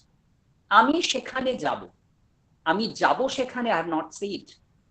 So Ami, I, shekhane, there, jabo will go. So if I translate in that manner sequentially, I will say in English, I will translate this in English in that way, I, there will go. But that is not true in English grammar. I have to say, I will go there. So that is the main idea, that if I have one domain and I have to transcript from that domain to the other domain, the sequence may be changed accordingly. And we have the learning of that sequence, one word to word, the character to character, the sequence are coming every time. We have a monotonic function, input to output, but that corresponding inputs, what the outputs are generated, first input should not be always the first output. Second input may not be always the second output. You have to reshuffle the matter in the output domain also sometime. And that is understood by means of the recurrent neural network positively. The second one is the convolutional neural network, CNN.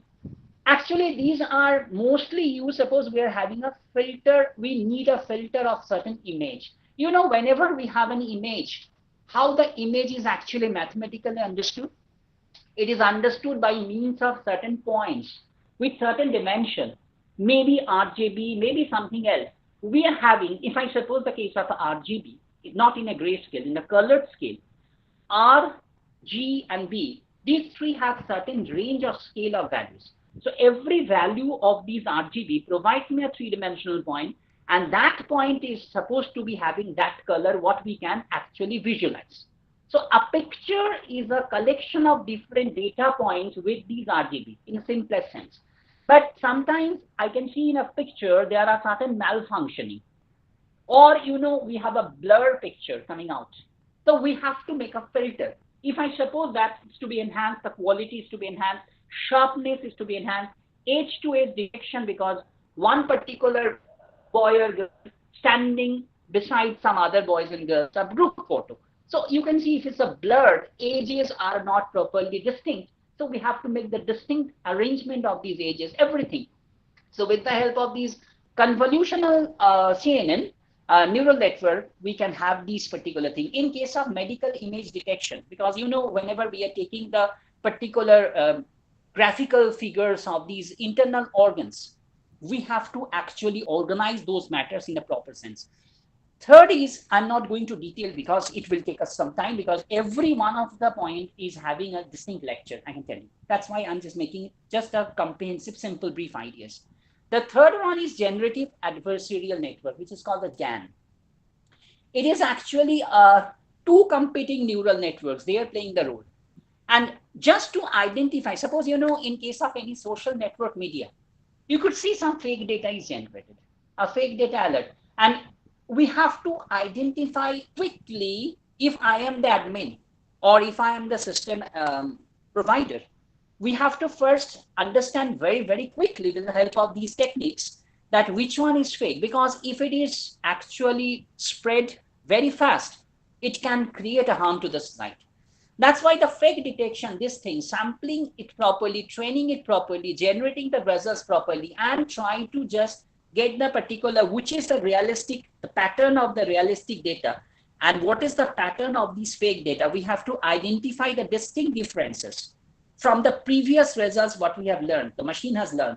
On the basis of that learning, we have to identify the result. Even that can be used whenever in the fingerprint, suppose a criminal is being detected, these choices are working properly. Now I'm coming to the fourth one, which is nowadays we are using it, it's the burning issue. This is called the generative pre-trained transformer, which is called GPT. ChatGPT is one of the examples. And GPTs are large language models, but not all the large language models are GPT. Let me tell you one simple example. ChatGPT, Perplexity, Claude, some examples, these are GPTs. But Gemini AI, this is only a large language model. And if you ask the question to Gemini AI, it will confess that I am only an LLM, large language model, not GPT exactly. So what is actually the idea of the GPT? In case of large language models, the thing is the corresponding sequence of these keywords are actually sequentially understood.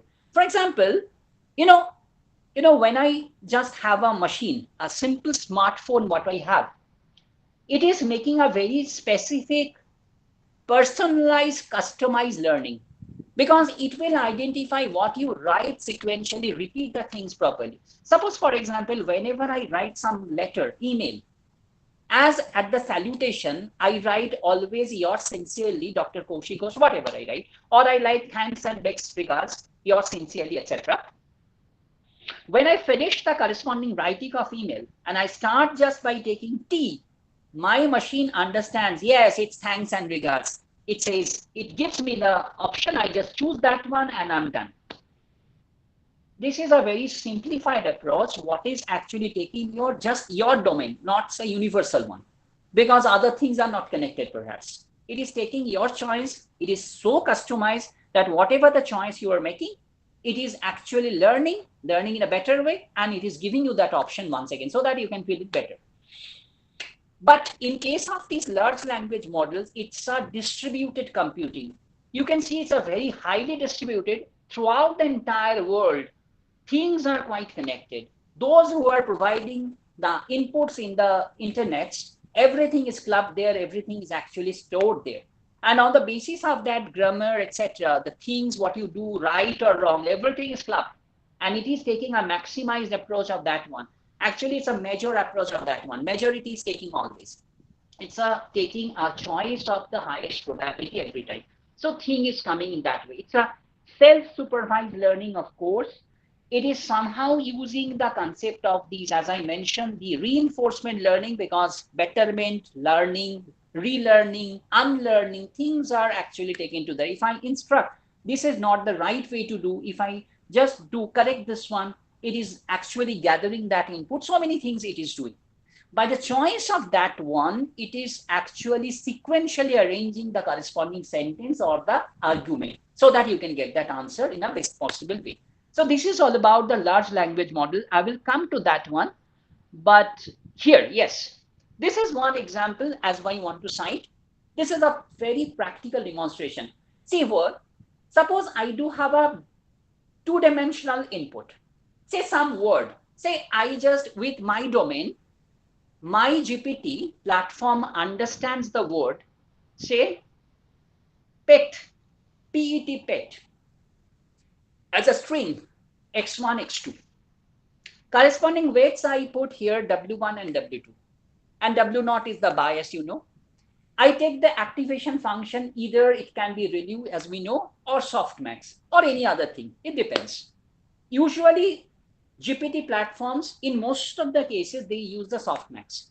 Say, for example, I choose in my one GPT platform, the word pet is understood as a two-dimensional array as 2, 1. Suppose. And now, at different learning, as I have said, it's a universally distributed learning with a very, very large capacity. And somehow it learns that with this choice of the first word 2, 1, the corresponding weights are associated as 1, -1 and 0 and 2. That means I am getting for the first 2, y as my, or x is my 2. The corresponding weight functions are 1 and -1. You know, x1, x2 is 2 and 1, and 1 and -1 are the W1 and W2. 0 and 2 are the corresponding W1, W2 for the second choice. B is the corresponding column. It's supposed to be the bias. W0 is 0 for the first case. W0 is 1 for the second case. So I take the summation. As we know how it works, it is working as W0 plus W1 x1 plus W2 x2. So I take this as a matrix form. You know, this W1, W2, this matrix is two-dimensional, 1, -1 and 0, 2. The column vector 2, 1 stands for the corresponding, you know, x1, x2. And these W0s is a column vector 0 and 1. If I take the sum, your result is coming out to be the outputs and 1 and 3. Okay, so you are getting the answer as 1 and 3. Now let's see that your vocabulary says with the distributed computing, what can be the next word? Say, for example, I am getting only 3 choices. Please remember, when I use any GPT, there should be plenty number of choices. But let me take a simple example. Suppose we have 3 choices after the word pet. I have to make the most favorable answer after this pet. Say the first choice is cat, second choice is dog, and third choice is bird. And for the choices of cat, dog, and bird, the corresponding results, the weight values are given to be 1, 0 for the first, 0, 1 for the second, and -1 plus 1 for the third. That is being learned from the GPT with the distributed computing, VAST. So what we are doing, we are taking the multiplication of this. What the result already I have got, 1, 3 as my output. I am multiplying with these new weight functions. For the cat, we have this 1, 0 multiplied with 1, 3. For this dog, we have 0, 1, which is with 1, 3. For this bird, we have -1 plus 1 with this 1, 3. And the results are coming out to be 1, 3, and 2. For cat, it's coming to be 1. For the dog, it's coming to be 3. For the bird, it's coming to be 2. If I have a series of the choices after the word the pet, everything will appear as the corresponding string, more than these 3 elements. We use the softmax function. As I mentioned, the softmax function is nothing but the corresponding e to the power z divided by sum of all possible e to the power z. So you can see here that at the first result for the cat, it should be e to the power 1 divided by the sum e to the power 1 plus e to the power 3 plus e square, because 1, 3, 2 are the components. For the dog itself, it is e cubed by that sum once again. And for the bird, it is just e square by that sum. And if you just can count the probabilities, the results are coming out to be 0.09 for cat, 0.67 for dog, and 0.24 for bird. So of course, the highest probability appears for the dog. So in the large language model, it will predict the word dog after the choice of the word pet in this manner. So this is one very, very, very, very simple example I'm trying to provide, because I cannot provide this example here, demonstrate that one, because it's not possible. But how it architecture working in the case of a GPT, this is a manual example what I try to show here with this simple example.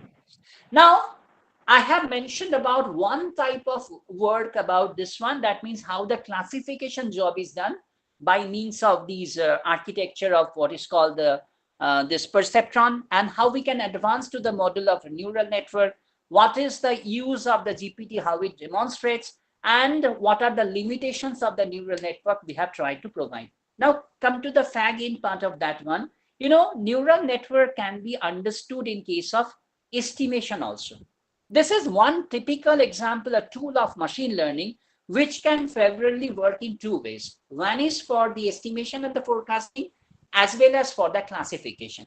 I have shown the idea of the classification and the examples here accordingly. Let me come to the example of how this weight functions can be used also or utilized also for the case of estimation or forecasting. Let's see. What is the simplified argument? Let me tell you, come to the very simple diagram. It will show you everything. You can see, compare here the previous diagram. Here one thing is missing. The activation function is not taken. Activation function is required only to understand, give you the direction, whether it will go to that class or that class, etc. But here I don't require the corresponding direction. What I require some inputs I provide, some X I provide. With the help of that X, I know there is a value chart of Y's are provided. Say, for example, let me tell you a very simple, funny example. Suppose I am trying to observe the performances of certain group of boys and girls in the examination. So what I'm doing, I am taking certain parameters, like what is the IQ of that student? This is 1x. What is the preparation level of the student? This is 1x. What is the corresponding time management of the student at the exam hall? This is 1x, and blah, blah, blah. So multiple number of X I have taken as my input, and the performance, the number scored by that particular student in that particular examination is supposed to be my Y. A series of values of these X given, and the corresponding Y's are given. So on the basis of that one, we want to create a neural network model so that in one particular student, before the examination, or being the examination, at the time of examination, before the evaluation, better to say, what can be the possible mark or score of the student, we can try to estimate that one. So this is actually the entire process. So that is why activation direction is not required, only I require the Y. So what I do in this particular case, let's see. Here the corresponding algorithm is a kind of iteration scheme. So we will start with our choices to select some W's, identify certain W's. So in that case, we start with certain W's, W0, W1, W2, etc. at 0 level. That is the basic choice. Initial choice of these W's we make. And with the help of these W choice, for different given arrays, the first row, second row, we every time generate what is the corresponding Y or the output. And we will see that the output, what we actually estimate with the choice of those W's, it will not be exactly equal to the exactly what is Y there given in the cell. So we will try to understand what is the difference between that exact Y and what is the generated Y. This is called the loss. And with the help of loss, what we will do, we will actually try, you can see here, we will try to identify what amount of change or betterment we require in these W's. And we create this Y, the actual Y, minus the Y we have generated, the difference with the sign, because sometimes it can be overshooted or sometimes it can be undershooted, but it's overestimated or underestimated. So negative or positive sign can appear, and that sign is most important, because if I feel that it is overshooted, you will get a negative sign. And negative sign means the correction is negative. That means I have to make a less reduced value of the W for that choice. If it is undershooted, I will get a positive value of W. That means I have to make it more enhanced. The W should be more enhanced in that way. And as it is correspondingly is taken to be proportional to, there is a proportionality constant arising, which is called the eta. And eta is a very, very important aspect in this case, which is called the learning rate. I will come to that one. So with the help of this is a forward process, what we are doing now. With the help of these particular Y we have generated, this is a forward process. After that, we make the loss function. What is the actual Y and what is the estimated Y? Take the difference. And then we correspond to the weight W, the correction needed there. Then we use that correction W to the previously taken W, add that up with a sign, either positive or negative. And newly obtained W is now taken in the old model. That is called the back propagation. So we will use the forward process, estimate some Y with the choice of Y, make a loss function. With the help of loss function, estimate the correction in W, use that W in the previous step, which is called the back propagation. So every time we are doing it, and somehow we have to stop somewhere, because we can see I create some tolerance level.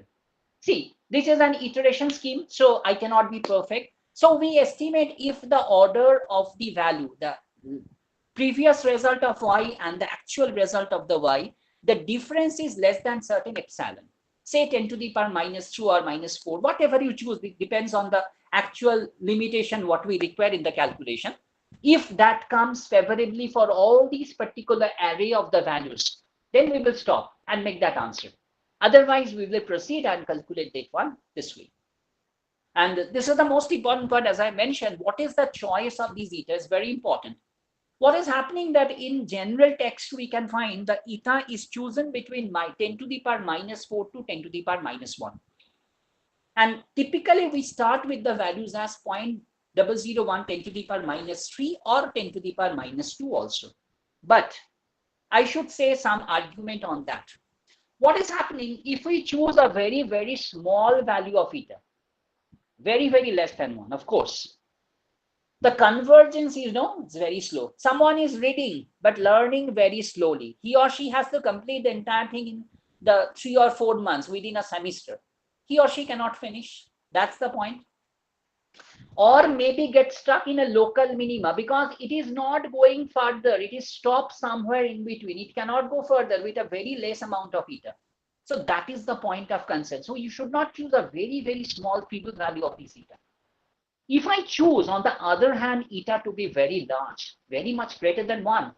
So what happens, that you are reading, suppose you are feeling very, somehow you feel that you have some superiority complex and you are reading very fast, revising everything very fast. In that process, you are missing some fine elements in the textbook. So it might happen. It can diverge or oscillate wildly. If you ask a question and you are trying to give the answer, you forget or you just have superficially read the things, your answer is a very large scale, not in a micro level what is required in the answer. That's a problem. So it fails to provide a model or a local stable pattern. It's a overshooting something, that's why.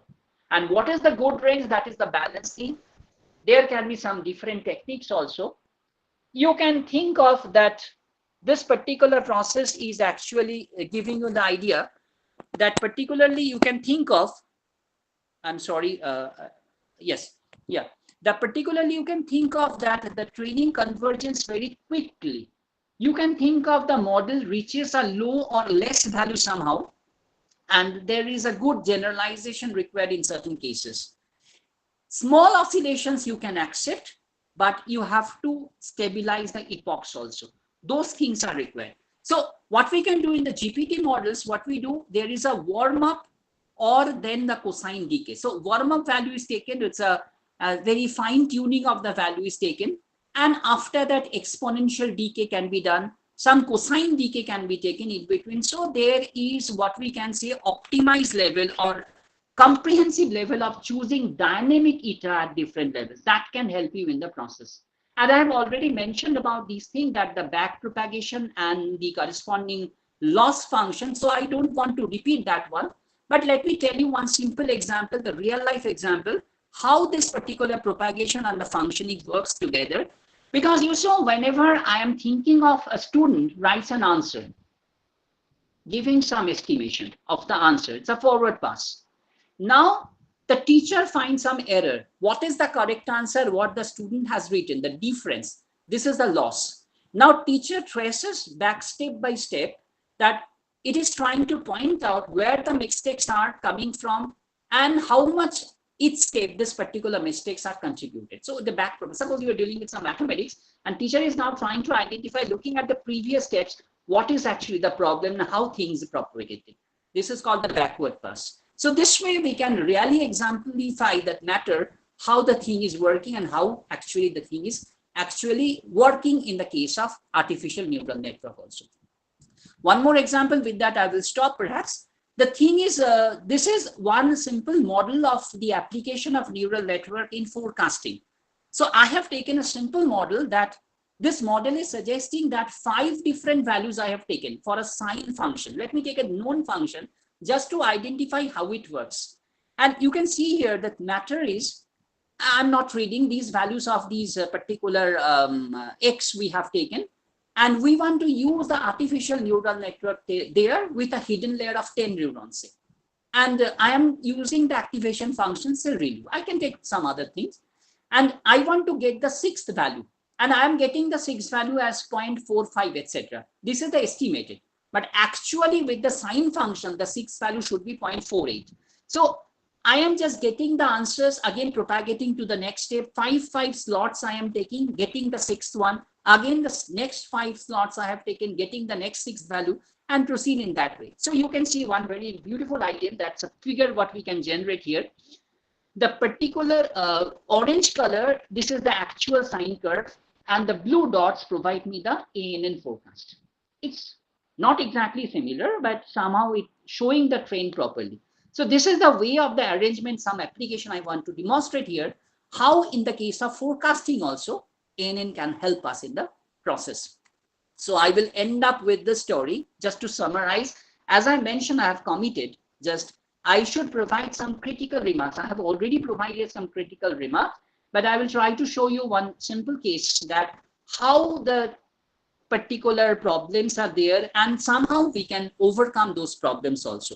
The very first point is, regression process. There is one classical approach of the regression process where we can apply either in a linear form or a non-linear form. Some inputs are there, and with the help of these inputs, we can generate the output. But whenever we are using the artificial neural network for the process of estimation, this is actually a comparative study between the multiple linear regression and the corresponding idea of ANN just for the process of estimation or forecasting. I'm not talking about the forecasting, just for the estimation suppose.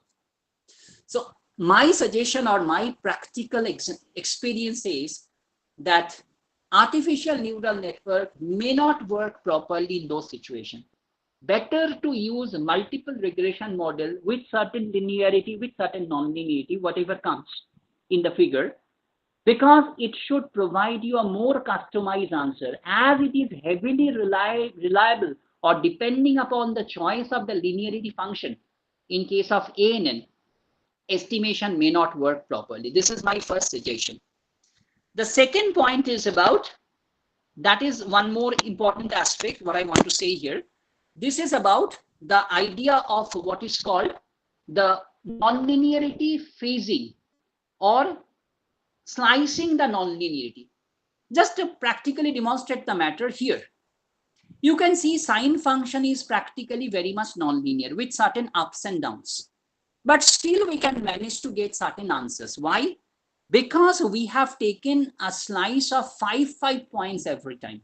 So we are taking the macro phase of nonlinearity in certain sliced figures where every slice is somehow approximate as a linear. Because we know our earth is almost round shape, but when I walk, we cannot understand that nonlinearity because we are taking a very small part of that earth, which can be supposed as a linear. So similar kind of technique here also.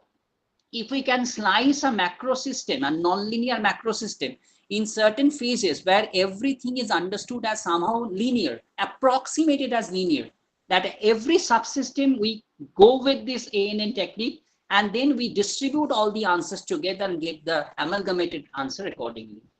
At my third point, what I want to say, sometimes you could find out there is some independent choice of nonlinearity parametrically coming out. You can see that. Instead of having the output y as w0 plus w1 x1 plus w2 x2 up to wn xn, it is having the shape in reality as w0 plus w1 x1 to the power some alpha 1, which is any real number, plus w2 x2 to the power alpha 2 and so on. So instead of having x1 x2 in degree 1, they are supposed to be with certain alphas coming with the degrees or indices. Still here also we can apply the neural network. How? We will make a mapping. Each x1 to the power alpha 1 can be taken as z1, x2 to the power alpha 2 can be taken as z2, etc. So we have the sum as y is equal to w0 plus w1 z1 up to wn zn. That means if the nonlinearity is not overlapped, independently appearing as x1 to the power something, x2 to the power something, etc., then still we can manage to use this artificial neural network technique there. But finally, this is an open challenge. Let me tell you that suppose there is an interactive